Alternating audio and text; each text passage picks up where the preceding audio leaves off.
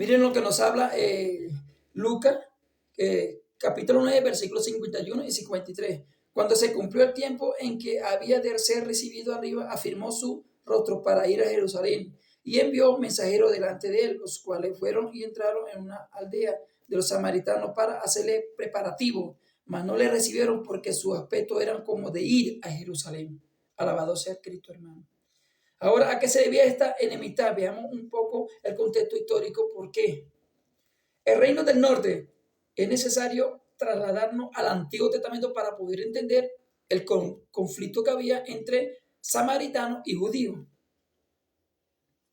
para poder conocer sobre la historia de Israel. Después del reinado de Salomón, el reino de Israel se dividió en dos. El reino del norte, mejor conocido como el reino de Israel, y el reino del sur, mejor conocido como el reino de Judá. Se dividieron en dos.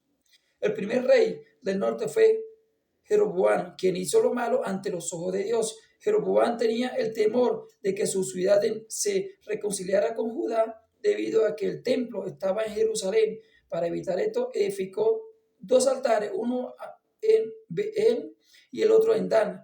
Y esto fue causa de pecado e idolatría en el pueblo, la cual persistió hasta el tiempo de la cautividad. Todos los reyes del norte del reino de Israel hicieron lo malo delante de Dios. Samaria, uno de los reyes de Israel fue Orín. Se dice de él, Orín hizo lo malo ante los ojos de Jehová e hizo peor que todos los que habían reinado antes de él. En Primera de Reyes 16:25 lo vamos a buscar. Alabado sea Cristo. En Primera de Reyes capítulo 16, versículo 24. Dice la palabra de Dios. Y Orín compró a Semer el monte de Samaria por 2 talentos de plata y edificó en el monte y llamó el nombre de la ciudad que edificó Samaria del nombre de Semer, que fue dueño de aquel monte. Ahora apenas estamos mencionando los comienzos de esta ciudad, Samaria, con el fin de ver la progresiva idolatría bien arraigada, con el fin de entender mejor lo que vamos a explicar ahora. La mezcla con otras naciones, hermano. Debido al pecado de Israel, Dios los entregó al rey de Asiria, quien conquistó Samaria y llevó cautivo parte del pueblo que habitaba en la región. Segunda de Reyes 17, 5 y 6. Busquemos Segunda de Reyes 17, capítulos 5 y 6.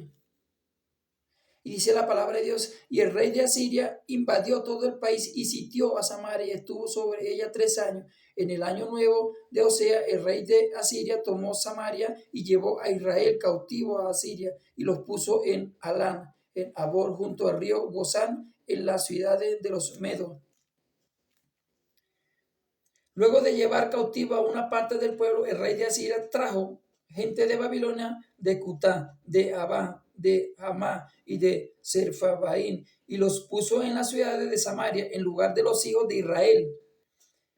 En Segundo de Reyes, capítulo 24, nos dice la palabra de Dios, y trajo el rey de Asiria gente de Babilonia, de Cutá, de Abá, de Hamá y de Serfabaín, y los puso en la ciudad de Samaria en lugar de los hijos de Israel, y poseyeron a Samaria y habitaron en su ciudad, hermano. Esta persona no era del pueblo de Israel y tampoco conocían ni respetaban al Dios de Israel. Como ya hemos visto anteriormente, el declive espiritual del pueblo de Israel hizo que esta nación hiciera que la idolatría aumentara. El rey de Asiria envió sacerdotes que enseñaran a este pueblo a temer a Jehová. Así que fueron y instruidos en la ley de Moisés. Esto no vino a ser otra cosa que un conocimiento teórico sobre Dios, pero nunca hubo en ella una verdadera conversión ni arrepentimiento. Así que lo que hicieron fue a seguir a Dios y seguir también con sus ídolos. Así temieron a Jehová aquella gente y al mismo tiempo sirvieron a su ídolo. y también sus hijos y sus nietos, según como hicieron sus padres, así hacen hasta hoy. Segunda de Reyes 17:41. Así temieron a Jehová aquella gente y al mismo tiempo sirvieron sus ídolos y también sus hijos y sus nietos, según como hicieron sus padres, así hacen hasta el día de hoy, hermano. La vida a esta mujer, Cristo se revela a declarar quién es el que él le dijo. La mujer, sé que ha de venir el Mesías, llamado el Cristo. Cuando él venga, nos declarará todas las cosas. Jesús le dijo, yo soy el que habla contigo. En el Evangelio de Juan 4, Evangelio de Juan capítulo 4, versículo 25-26. Dice la palabra de Dios. Y dijo la mujer, sé que ha de venir el Mesías llamado el Cristo. Cuando él venga, nos declarará todas las cosas. Jesús le dijo, yo soy el que habla contigo, mujer. ¿No es este el enfoque mismo del mensaje del Evangelio? Nos mostramos nuestra culpabilidad y pecado y señalarnos a Cristo como el Salvador del mundo. El Evangelio llegó a Samaria no solamente por el testimonio de esta mujer, sino que años más tarde por el Evangelio de Felipe. En el libro de Hechos, capítulo 8, esto evidencia el amor de Dios igualmente hacia los samaritanos y que Dios nos hace acepción de personas, sino que quiere que todos los hombres sean salvos y vengan al conocimiento de la verdad. Aunque el pueblo de Israel que había quedado en la tierra al tiempo de la cautividad se mezcló con esta gente pagana, algo que Dios había ordenado explícitamente que no hiciera. En Deuteronomio capítulo 7, versículos 1 y 4.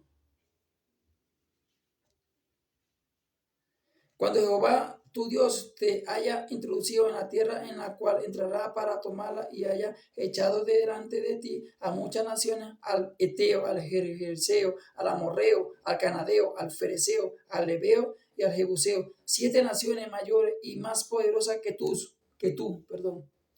Y versículo 4 nos dice, porque desviará a tu hijo de en pos de mí y servirán a dioses ajenos, y el furor de Jehová se encenderá sobre vosotros y te destruirá pronto. El contexto de Segunda de Reyes nos enseña, en Esdras y en Nehemías, nos hace entender que los samaritanos eran mayormente población extranjera. La enemistad manifiesta en los tiempos de Esdras y de Nehemías. Estas personas se sentían propietarios de la tierra de Samaria, la cual había sido dada al pueblo de Israel por heredad. Cuando Zorobabel ingresa de la cautividad para reconstruir el templo, dice que vinieron a Zorobabel y a los jefes de las casas paternas y le dijeron, edificaremos con vosotros porque como vosotros buscamos a vuestro Dios y a él ofreceremos sacrificio desde los días de Esar Adón, rey de Asiria, que nos hizo venir aquí. En Esdras capítulo 4, versículo 2. Zorobabel y los demás de Judea no accedieron a la oferta, ya que sabían que ellos no eran parte del pueblo de Israel. De hecho, en el versículo 1 son llamados los enemigos de Judá y de Benjamín. Esto hizo que los samaritanos se ofendieran grandemente y buscaran muchas maneras de detener la obra de la reconstrucción del templo, intimándonos y amenazando al pueblo de Dios. Lo mismo hicieron en los tiempos de Nehemías, cuando éste quiso reconstruir los muros de Jerusalén. Nehemías capítulo 4, versículos 1 y 3. Las palabras de Zabalá hace ver que los samaritanos no se consideraban a sí mismos judíos. Vosotros me deshonráis.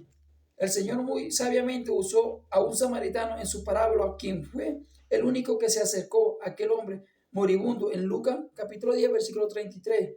Los mismos discípulos Jacob y Juan no podían evitar dejarse llevar por ese mismo rechazo cuando dijeron, Señor, ¿quiere que mandemos que descienda fuego del cielo como hizo Elías y lo consuma? En Lucas capítulo 9, versículo 54. A pesar del rechazo que había entre judíos y samaritanos, podemos notar la compasión del Señor cuando se dice que le era necesario pasar por Samaria para hablar con una mujer cuya vida mostraba un gran desorden y que tampoco estaba buscando la verdad, pero su